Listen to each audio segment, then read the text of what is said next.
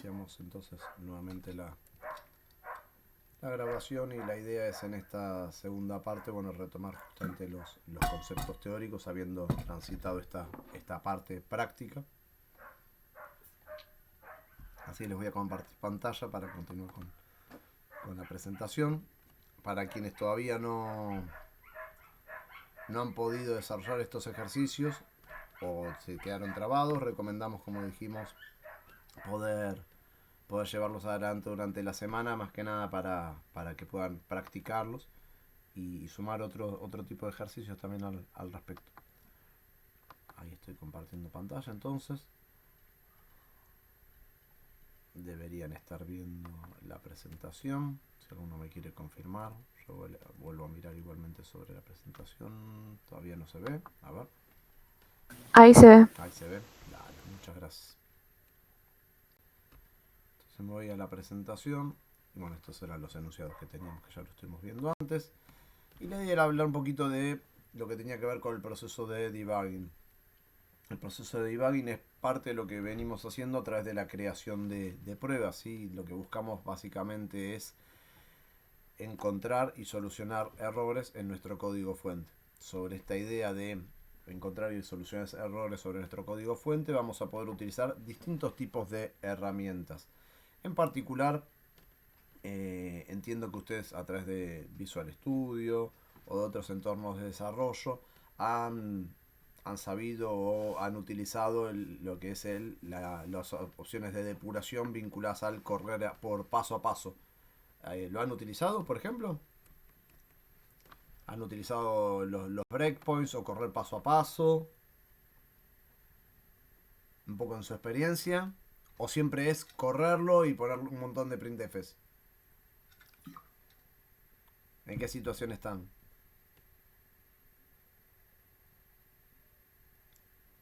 Un par de veces. Ok, dice Yo no, Lucas, tampoco. no. Yo la verdad que hago la segunda de hacer el código y no voy paso a paso, después me encuentro con los errores. Claro, está bien. Bueno, a ver, la idea del paso a paso, ¿saben cómo poner ¿saben lo que es un ¿saben lo que es un breakpoint o punto de detención? ¿Un puntito rojo? El puntito rojo, sí, exactamente. El puntito rojo, viste que uno hace el doble clic sobre el costado izquierdo en general, ¿sí? O con alguna sino combinación de teclas. Y lo que hacemos que es que en vez de darle play y que corra todo de corrido, irlo ejecutando por distintos niveles. Un nivel puede ser línea por línea, ¿sí? Sentencia por sentencia. Esa es una opción. La otra opción es que corra hasta que encuentre el punto de detención o encuentre el breakpoint, y a partir de ahí empezar a analizar en particular alguna cuestión.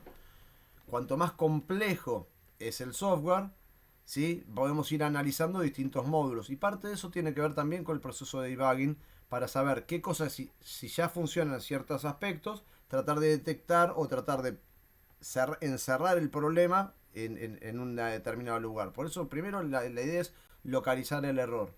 Una vez que localizamos el error, vamos a tratar de analizar la situación o la solución. Luego vamos a reparar el error y vamos a volver a testear. Fíjense que es parte de lo que estuvimos haciendo más en forma práctica cuando estábamos resolviendo estos ejercicios. ¿Cuál era? Si nosotros teníamos la primera etapa vinculada a correr las pruebas, si las pruebas dieron todas bien, bueno, ok, podemos seguir avanzando. Si no dieron bien, vamos al código fuente. Y en el código fuente lo tratamos de analizar. Una opción sería, si el código es cortito, como en estos casos que eran 5 líneas, 10 líneas, y es dentro de todo más sencillo de resolver, ¿sí? Si no, si el código es más extenso, ¿qué va a pasar? Vamos a necesitar poder hacer esta cuestión de más de correr paso a paso, ir analizando a través de distintas pruebas de escritorio o contextos más controlados los posibles errores.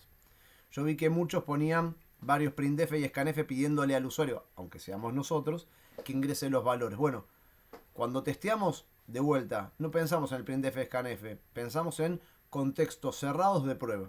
Esos contextos cerrados de prueba nos van a dar valores seguros o valores conocidos, donde si sabemos que partimos de estos datos, sabemos lo que tiene que hacer, vamos a saber exactamente cuál es el resultado. Si se lo dejamos librado al usuario, vamos a tener que confiar primero en el usuario y además confiar en nuestro algoritmo. Entonces el resultado es totalmente incierto. Por eso trabajamos de esta manera. Y después sí, en producción o en beta tester, sí pensamos ahí que el usuario cargue los datos y demás. Pero en estos primeros casos que estamos planteando, nosotros somos quienes seteamos o armamos los distintos sets de prueba. En nuestro caso en particular, justamente los errores de debugging pueden venir por distintas cuestiones. Una es, obviamente, un error de sintaxis. Por ejemplo, si cuando estamos compilando o linkeando o interpretando, ¿por qué dice compilar o interpretar? ¿Alguno sabe?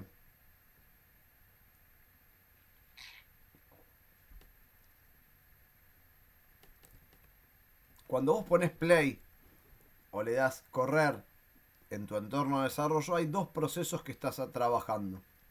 Uno se llama compilación y el otro se llama linkeo. ¿Lo conocían eso? No, yo no tengo. Bueno, ok. Entonces explicamos. La compilación, ¿qué es?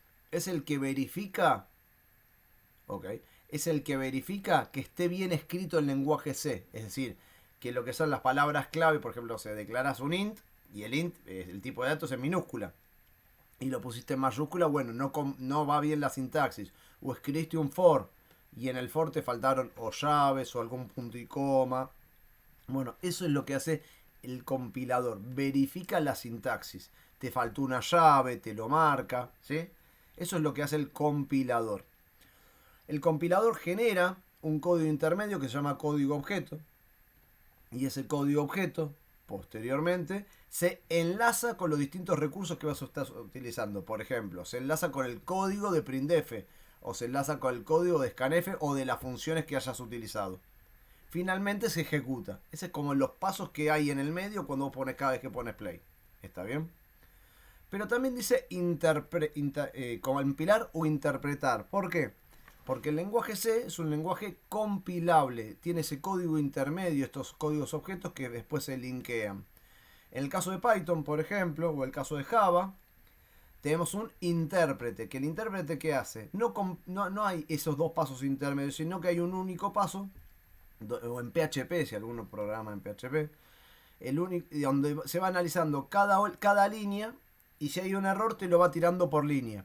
Y hay un intérprete que lleva adelante esa tarea. Es como que hace las dos acciones de compilación más linkeo en una sola. Son dos modelos diferentes. Por eso en este caso los errores de sintaxis se suelen dar más y los marca el entorno de desarrollo y los podemos solucionar antes, y debemos solucionar antes de correr el programa. ¿Por qué?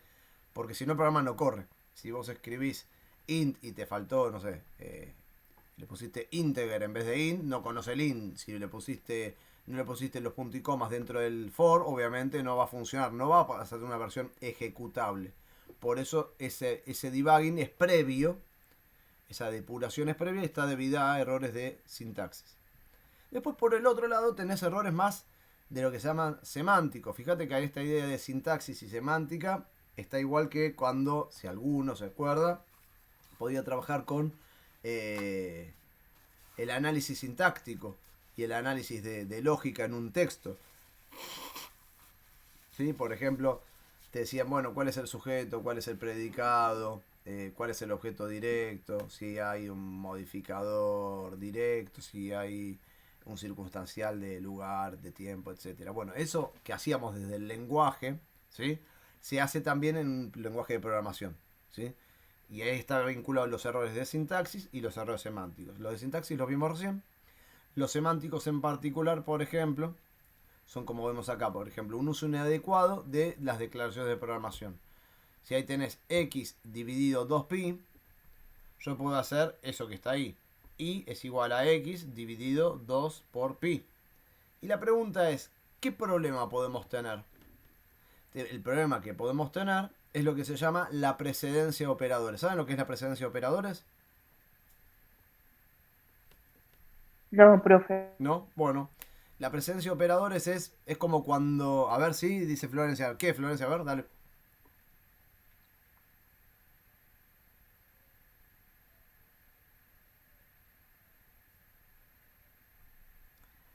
No era el orden de prioridad. Claro, el orden que se va a ejecutar algo. Por ejemplo, es como cuando vos tenías en matemática Sumas y multiplicaciones. ¿Qué haces primero?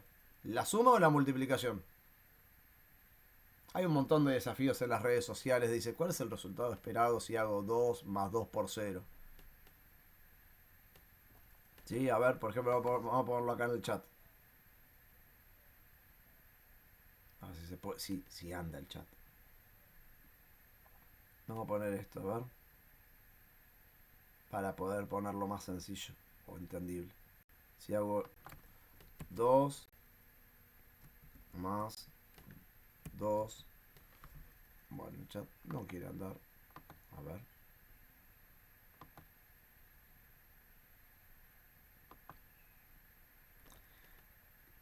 Claro, acá dice, el compilador los va leyendo de izquierda a derecha, tal cual. Y Andrea dice la multiplicación porque no se separan en términos. Perfecto, exactamente.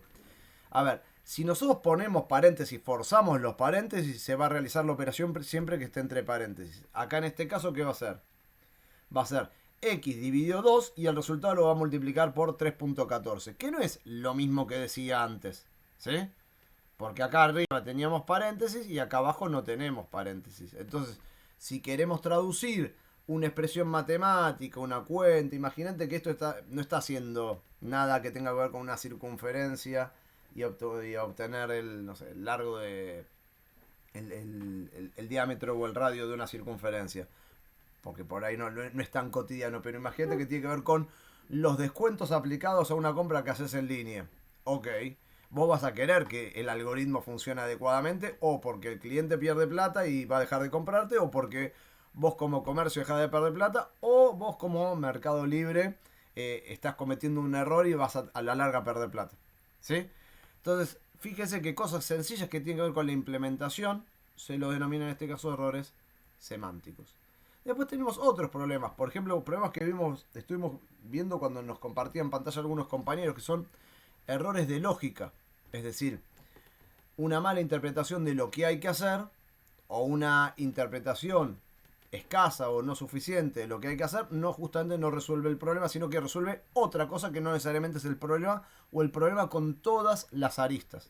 ¿Está bien? ¿Qué otro tipo de problemas podemos tener? Errores en los tiempos de ejecución. Tanto en C no suele pasar en los ejercicios que vamos a estar manejando, pero por ejemplo puede pasar en Chrome. ¿Les ha pasado que Chrome consuma mucha memoria? ¿Se usan Chrome? ¿Un navegador? Sí, ok. ¿Y qué hacen? ¿Vieron que a veces no alcanza con cerrar las pestañas abiertas? ¿Qué tienen que hacer? Hay que reiniciar la máquina muchas veces, ¿no? O matar todos los procesos vinculados a Chrome. Bueno, eso se da en particular porque justamente hay una mala gestión de memoria dinámica. Yo entiendo que memoria dinámica todavía ustedes no trabajaron. Por ejemplo, ¿trabajaron con malloc, realloc, free? Creo que no. Sí, eso ¿Sí? lo vimos. Ah, ¿trabajaron con malloc, realloc, free? Bien, perfecto. Bueno, hay una herramienta, por ejemplo. En teoría, en correlativas no. Ah, por eso te iba a decir, digamos, por correlativas probablemente no, en algunos casos puede ser que algunos ya lo estén trabajando, pero hay una herramienta que se llama Valgrind. Sí, Valgrind es una herramienta que te permite verificar si vos estás goteando memoria o perdiendo memoria, lo que llaman memory leaks. Es decir, si hiciste una mala gestión de la memoria dinámica. En los problemas que tenemos que resolver sabemos que son como más acotaditos y no hay tanto problema. Pero en sistemas más grandes, el manejo de memoria puede justamente devenir en errores en los tiempos de ejecución. Entonces, hay herramientas en particular que nos dicen, mira, yo pedí tantos bloques de memoria, ok, ¿y cuántos liberaste? Y deberíamos saber, si pedí 5 bloques, deberías haber liberado 5 bloques. Si hubo un error de lógica, por ejemplo, devino o se generó particularmente un error en tiempo de ejecución. ¿Por qué? Porque hay un mayor consumo de memoria o de recursos no liberados adecuadamente. Bueno, este tipo de cosas se van dando a partir de qué? A partir de que vamos trabajando con mayor cantidad de estrategias o sistemas de programación o recursos más complejos, van apareciendo este tipo de dificultades al momento de programar y al momento de testear. Vamos a hablar un poquito de algunas cuestiones vinculadas a lo que tiene que ver con lo que se denominaba anteriormente el testing clásico. El testing clásico básicamente, ¿qué es? El testing clásico se hacía luego de que había un análisis de requerimientos, un análisis de arquitectura, la programación, la puesta en producción y se testeaba. Y hablamos la clase pasada acerca de lo que era el costo del testing, que queríamos trabajar particularmente sobre en forma temprana, por decirlo de alguna manera, porque el testing está involucrado en cada uno de los aspectos. ¿Por qué sucedía esto? Si encontramos errores en forma temprana, particularmente lo que nos va a pasar es que va a ser más barato, no solo en tiempo, no solo en dinero, justamente encontrar y resolver los problemas que si ya está el sistema cerrado. Entonces en nuestro caso, del test, una de las cuestiones que están dadas por el testing clásico está porque muchas veces no tenemos todas las definiciones de los requerimientos bien cerradas. Muchas veces lo que se hacía era trabajar en la parte de testing cuando los programadores terminaron de codificar. Por eso justamente el testing se convertía en una actividad costosa e ineficiente. Además de eso, para el tester por ahí era mejor al principio, uno podría creer. ¿Por qué? Porque la mayor parte del tiempo el equipo de testing o estaba en otro proyecto, ¿sí? O estaba ocioso. ¿Por qué? Porque estábamos a la espera de, che, ya terminaste, che, ya terminaste, che, ya terminaste. No. Y esos errores se detectaban probablemente muy tarde. Entonces esos errores se detectaban tarde y se detectaban cuando ya había un presupuesto gastado, por decirlo de alguna manera. Habían transcurrido una serie de meses. Entonces el enfoque del testing clásico, donde el testing se hacía al final del desarrollo, ya es algo obsoleto, pero sin embargo todavía está arraigado en algunas empresas o en algunas instituciones. Por eso lo queremos sacar, que ustedes entiendan cuáles son las dificultades del testing clásico y que obviamente no lo utilicen. Otra de las cuestiones es que en este caso el testing muchas veces, o los errores eran detectados por los usuarios, ¿sí?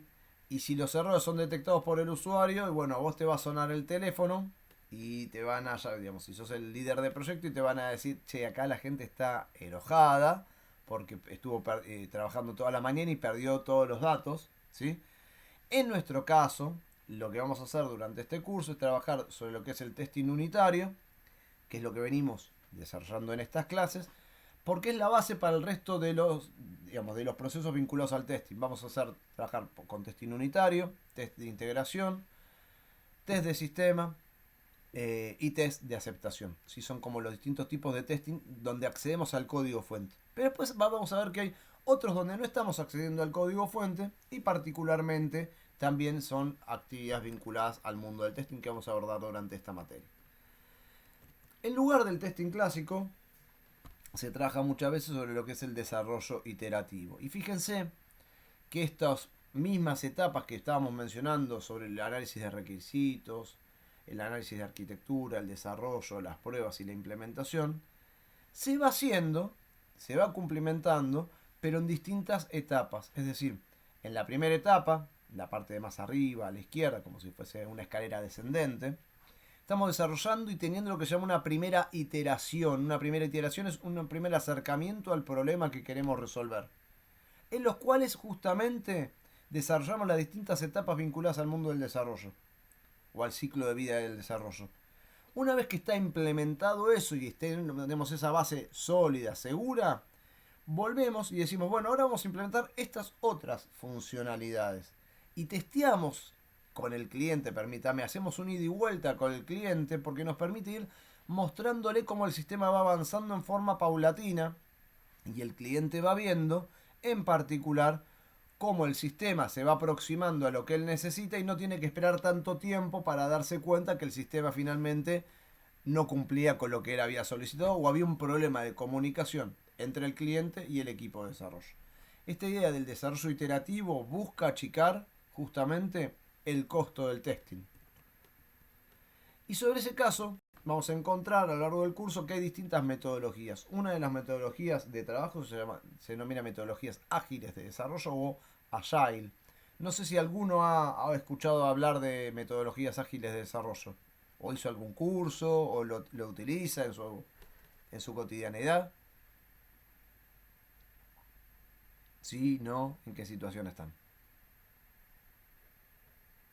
¿Lo conocen de nombre? ¿Le suena? ¿Lo han visto en algún video? Sí, profe, yo lo estoy estudiando ahora.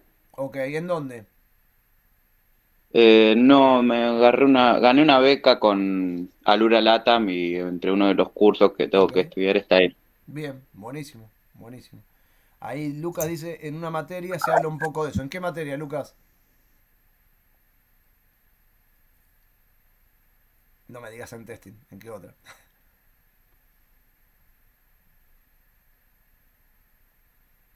A ver.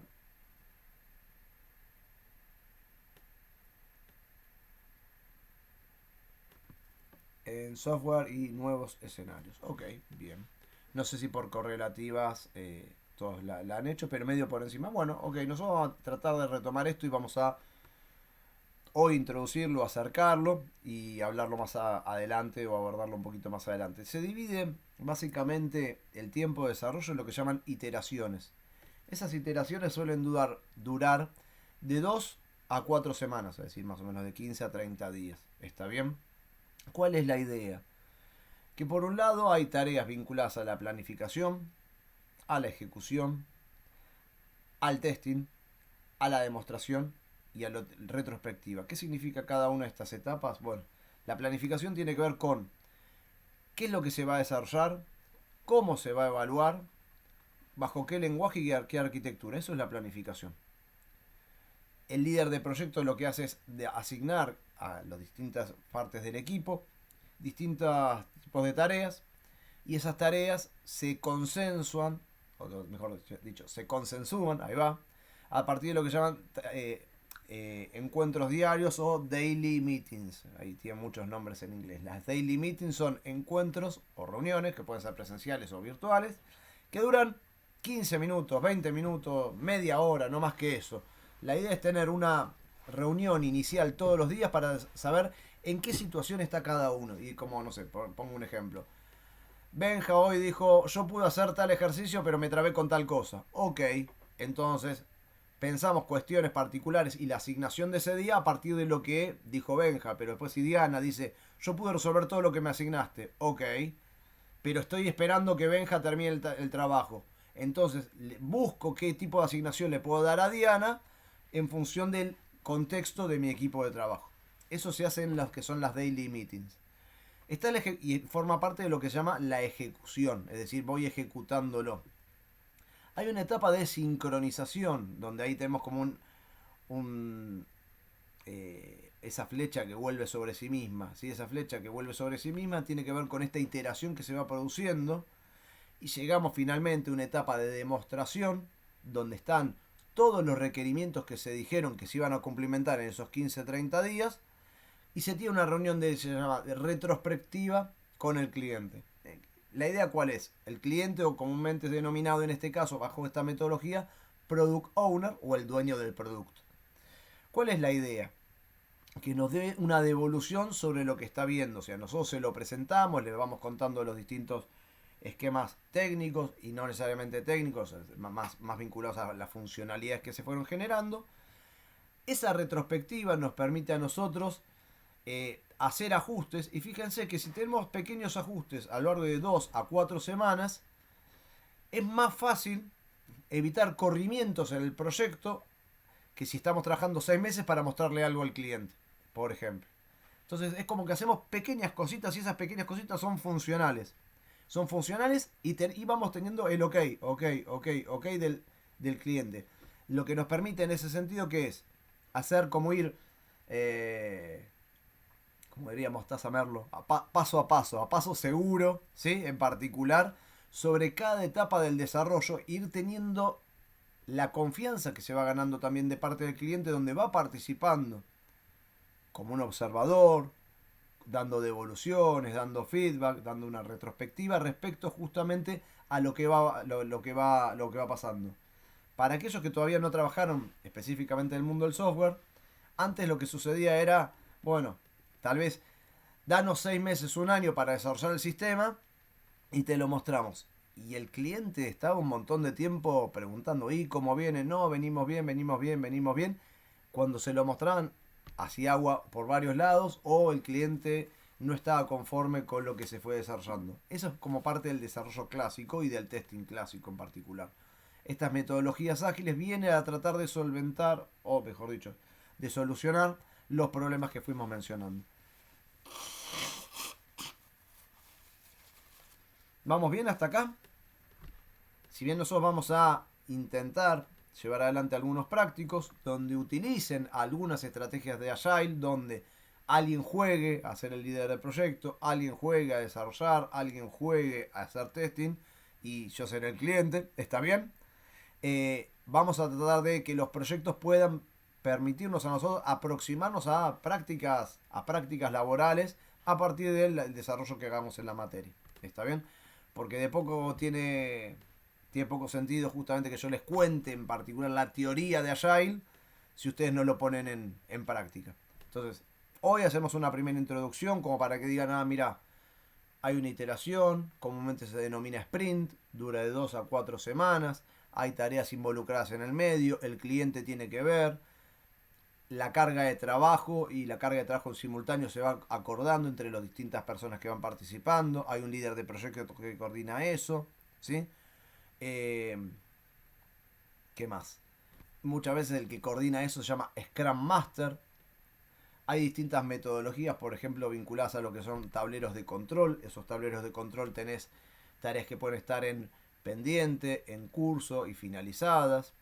Entonces permite como ir ordenando el flujo de trabajo. Bueno, un poco de eso vamos a hacerlo en vivo, vamos a decirlo por esta manera, a partir de distintas prácticas, como para que se lleven metodologías concretas, pero desde el punto de vista práctico. Esto que estamos viendo acá no es ni más ni menos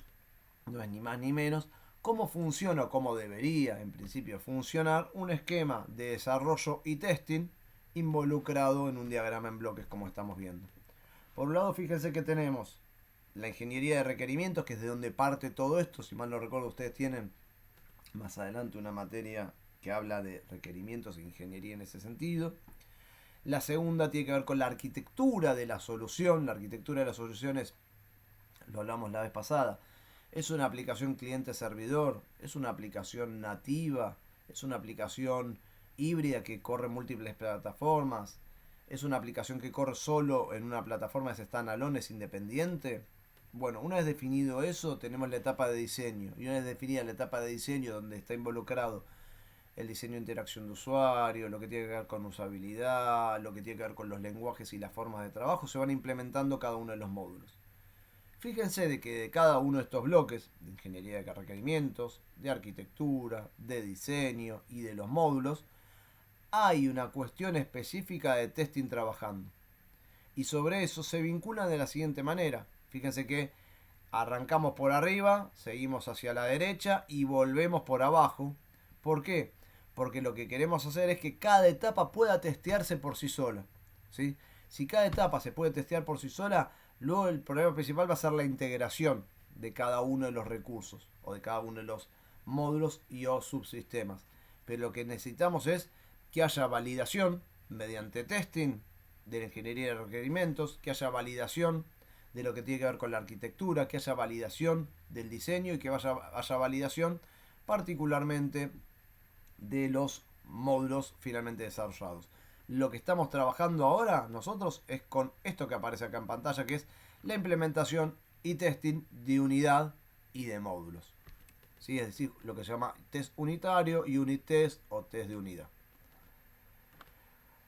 En particular nosotros vamos a hablar de testing de caja blanca y testing de caja negra. En el testing de caja blanca o denominado estructural, nosotros sí o sí ponemos énfasis o nos focalizamos en lo que tiene que ver con la estructura del código. El testing de caja blanca necesitamos saber el código y acceder al código. Y no va a ser posible probarlos sino hasta que haya sido terminado. Nos pasó la clase pasada que hicimos el ejemplo vinculado al determinar triángulo. Nosotros armamos un test unitario de una función que todavía no estaba terminada. ¿Y cuándo se va a poder probar mi test?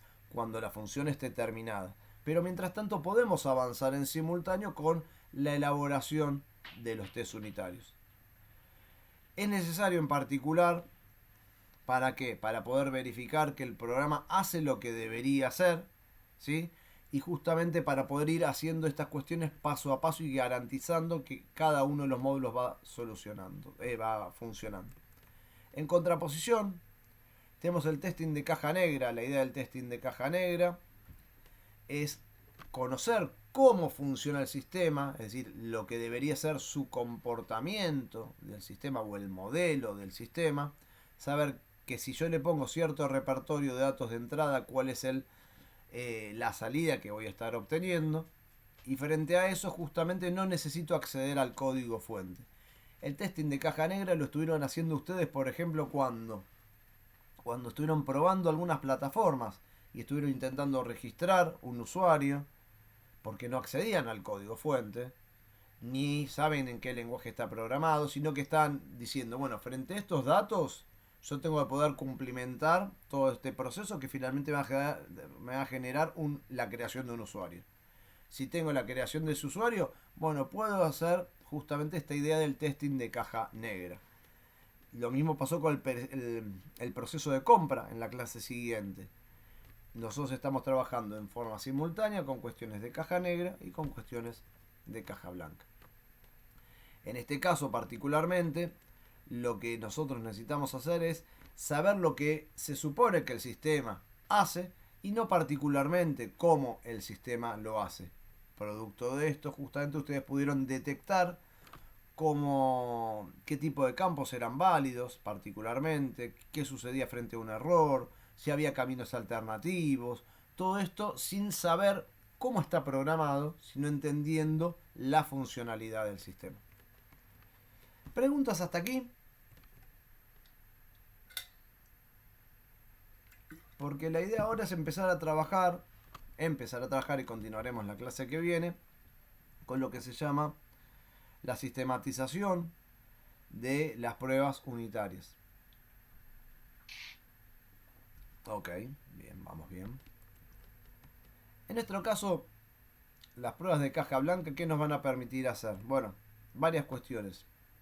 Por lo menos que se ejecute al menos una vez cada sentencia o instrucción de un programa. Garantizar que todas las condiciones se puedan probar como verdaderas o falsas.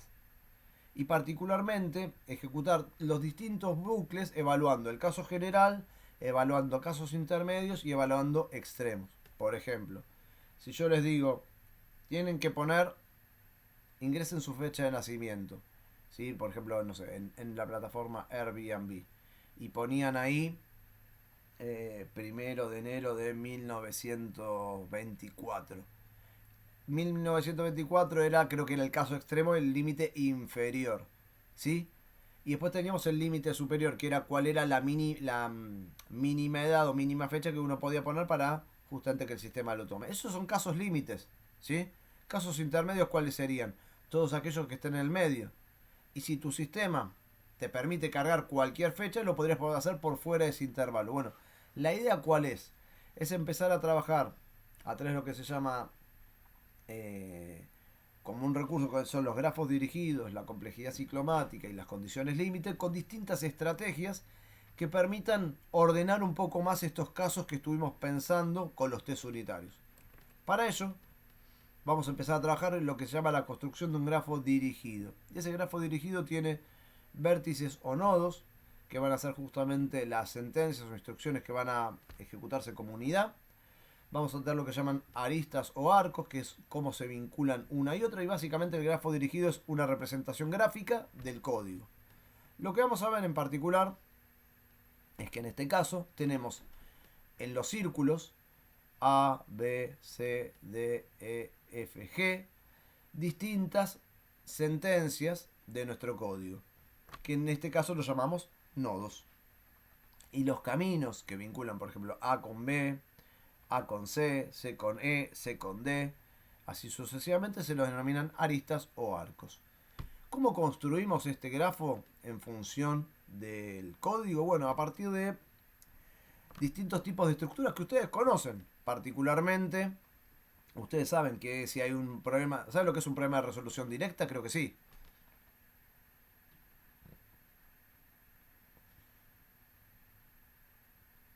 Un problema de resolución directa es un problema en el cual Hay datos, hay un proceso y hay información del resultado de ese proceso. Por ejemplo, ingreso a la base y la altura de un rectángulo. ¿Sí? Calculo su superficie. Informo el resultado. No hay variantes, es secuencial, es lineal la ejecución. ¿Sí?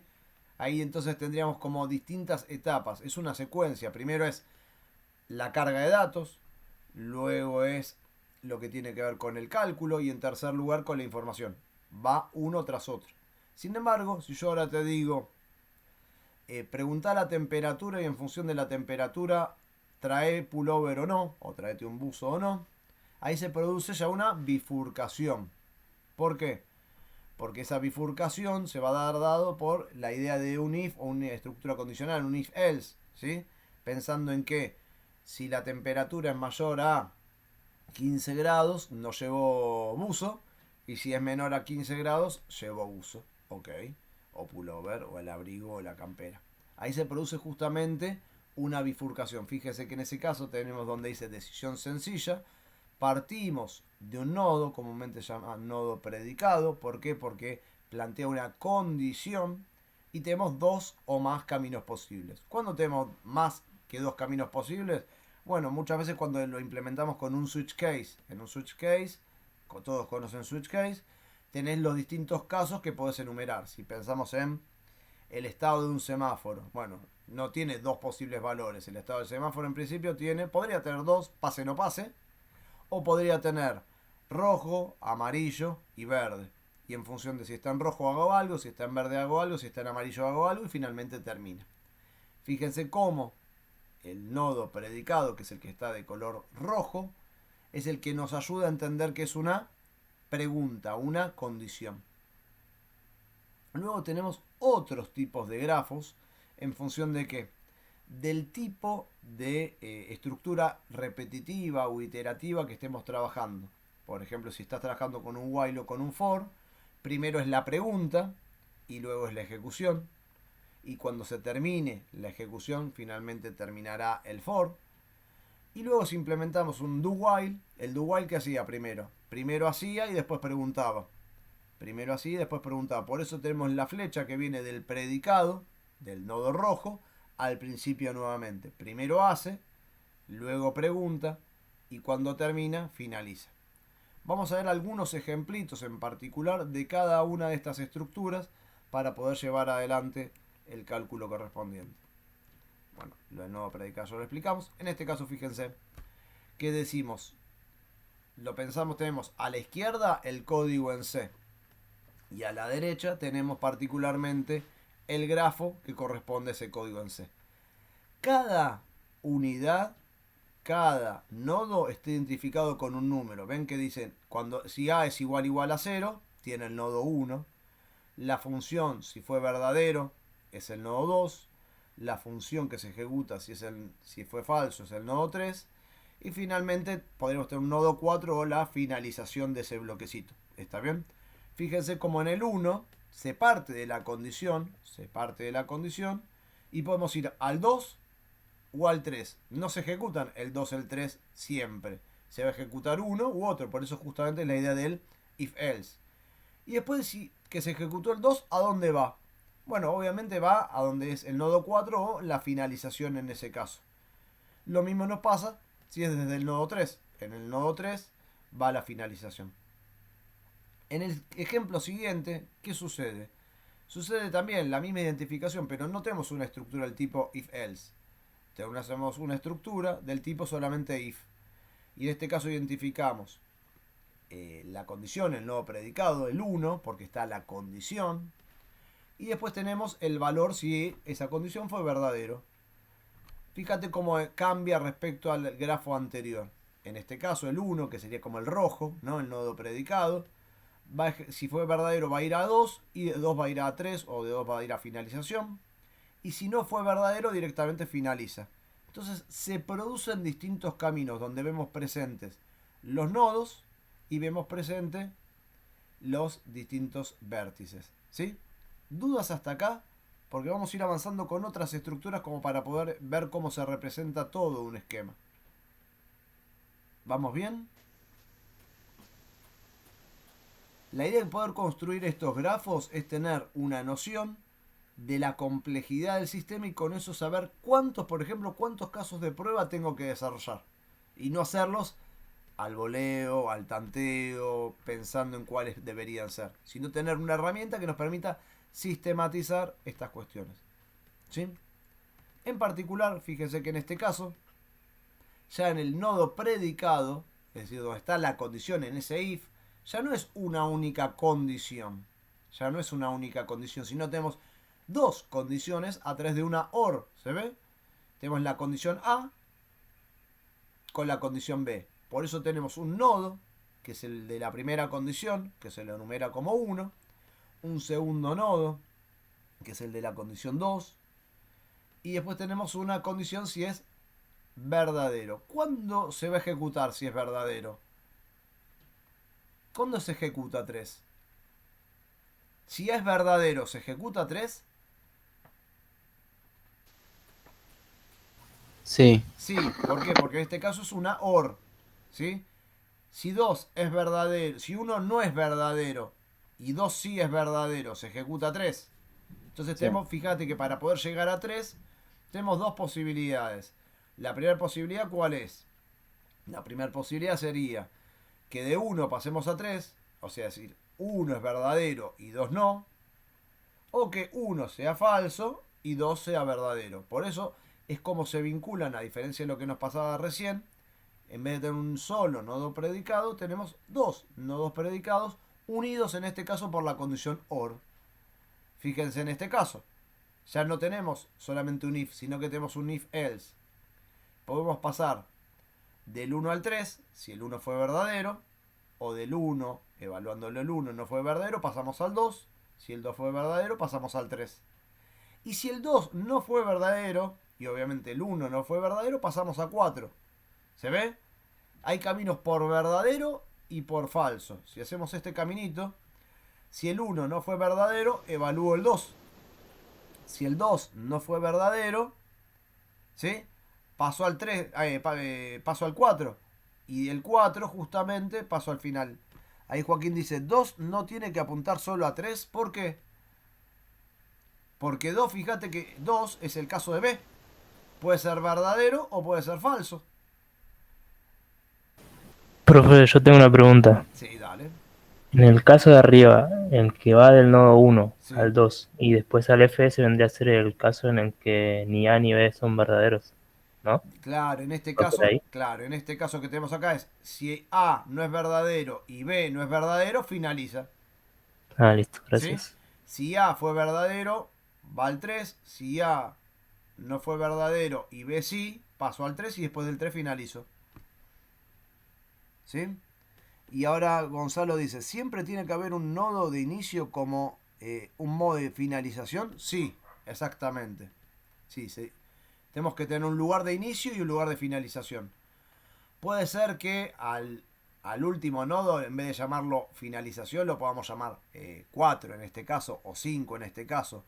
La F nos ayuda a entender que se finaliza el... ¿Cómo se llama? Se finaliza el grafo en particular. ¿Está bien? Entonces, volviendo al ejemplo de antes, fíjense que tenemos... Después le podemos agregar, para que sea más sencillo, pero si el 1 fue verdadero, ya puedo ejecutar 3. Si el 1 no fue verdadero, evalúo 2. Y si el 2 fue verdadero, voy y ejecuto 3. Si 1 no fue verdadero, 2 no fue verdadero, justamente ejecuto la función cuando sea falso. Y finalmente termina. ¿Sí? Son los distintos casos particularmente donde tenemos la representación del if, del else y la condición del nodo predicado. Si se trata de una i o se trata de una o, va a ser diferente.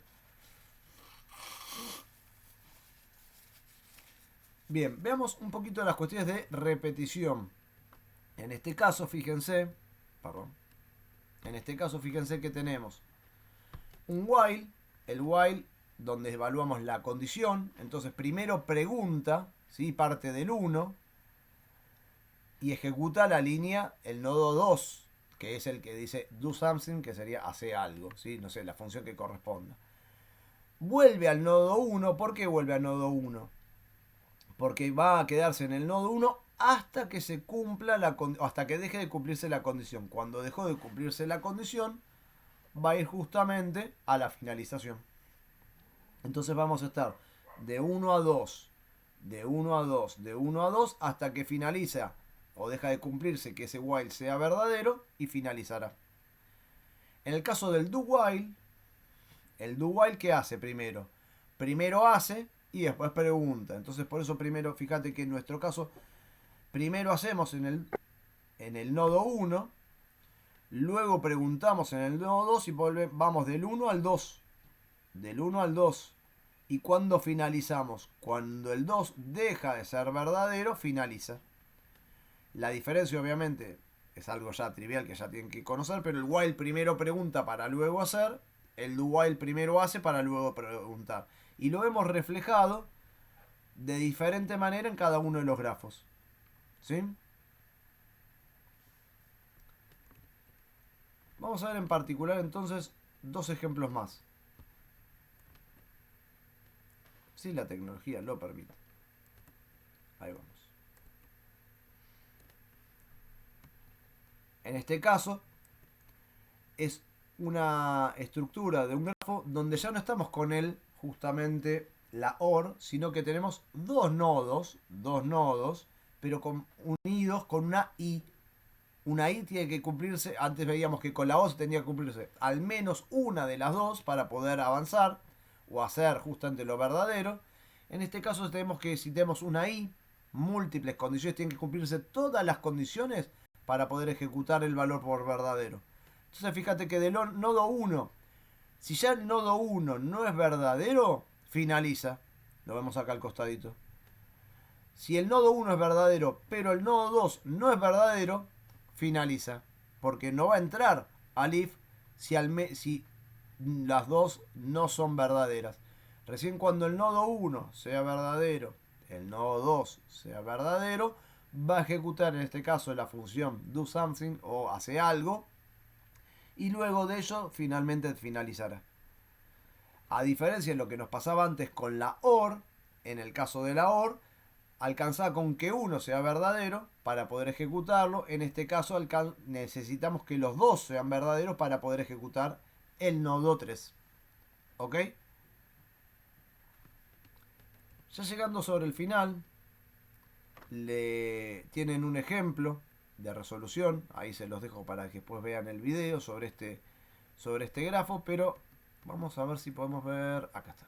Este que está acá. En este caso tenemos una función que se llama mostrar mayor. Mostrar mayor, ¿qué hace? Recibe un valor X y un valor Y y evalúa, por ejemplo, si X es mayor que Y. Entonces tenemos, en nuestro caso, si X es mayor que Y, lo llamamos el nodo 1. El printf, que es el valor por verdadero, lo llamamos el nodo 2. La otra condición es el nodo 3. Si se cumple es el nodo 4 y si no se cumple es el nodo 5. Y finalmente tendremos el nodo 6, que es la finalización. ¿Sí? Entonces en este caso tenemos lo siguiente. Hay que ver el grafo con el código al lado. No tiene mucho sentido tener el grafo suelto. En nuestro caso, ¿qué encontramos? Si el nodo 1 se cumple, vamos por el camino verdadero, se ejecuta la línea 2. ¿Y en la línea 2 dónde vamos que pasa el código? Bueno, de la línea 2 va directamente al final. Vemos como del nodo 2 va directamente al final. Si el nodo 1 es falso, toma el camino por el 3, porque justamente es el else. Y el nodo 3 a su vez se bifurca, sea por verdadero para ir al 4, sea por falso para ir al 5, y finalmente termina para llegar al 6. Este es un ejemplo de una función sencillita que nos permite saber que hay 1, 2, 3, 4, 5, 6 nodos. ¿Y cuántas aristas o vértices hay? 1, 2, 3, 4, 5, 6 y 7. Fíjate que en este caso tenemos 6 nodos y 7 vértices o aristas. ¿Para qué nos sirve saber cuántos nodos y cuántas aristas? Bueno, para adentrarnos en una estrategia que se llama la complejidad ciclomática. La complejidad ciclomática parte de los parámetros que nos brinda el grafo, ¿sí? Para poder determinar cuántos caminos independientes hay ¿Y esos caminos independientes para qué nos van a servir? Nos van a servir en particular para saber cuántos casos de prueba tenemos que hacer en función del código. Ya saber que por acá tenemos que seguir. Fíjate que en este caso tenemos 7 aristas, dijimos, menos 6 nodos. 7 aristas menos 6 nodos nos da 1. Más 2, este número viene hardcodeado, es así la fórmula, nos da 3. Es decir, que esto tiene una complejidad ciclomática de 3. ¿Sí? ¿Y qué hacemos con esa complejidad ciclomática de 3? Bueno, con esa complejidad ciclomática de 3 podemos determinar los caminos independientes. Fíjate, ¿cuáles son los caminos independientes? El 1 dice que es 1, 3, 4, 6. A ver. 1, 3, 4, 6. Ok, este es un camino independiente. Otro camino independiente, ¿cuál es? El 1, 3, 5, 6. 1, 3, 5, 6. Ok. Y el tercer camino independiente, ¿cuál es? 1, 2 y 6. 1, 2 y 6. ¿Para qué estamos haciendo esto? Para garantizar lo que se llaman las pruebas de cobertura. Las pruebas de cobertura nos tienen que garantizar que todas las pruebas que hagamos tengamos suficiente datos para correr todos los caminos independientes. Si tenemos datos para poder correr todos los caminos independientes, obviamente vamos a poder analizar con valores representativos las distintas situaciones y no ingresar un montón de datos al azar o irlo haciendo al tanteo, sino particularmente poder evaluar cada uno de ellos.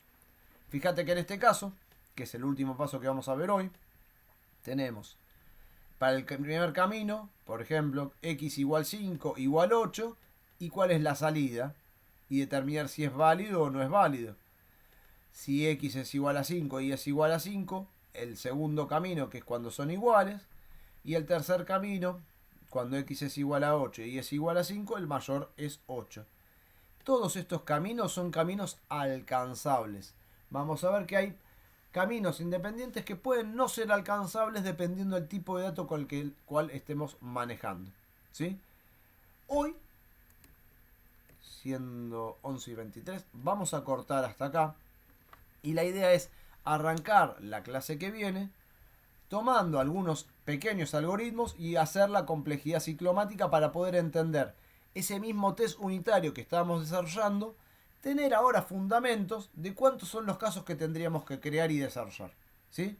Así que lo que yo les propongo es lo siguiente, que para la próxima clase repasen esta última parte. Primero, que traten de hacer los algoritmos que estuvimos planteando y los test unitarios. ¿Sí?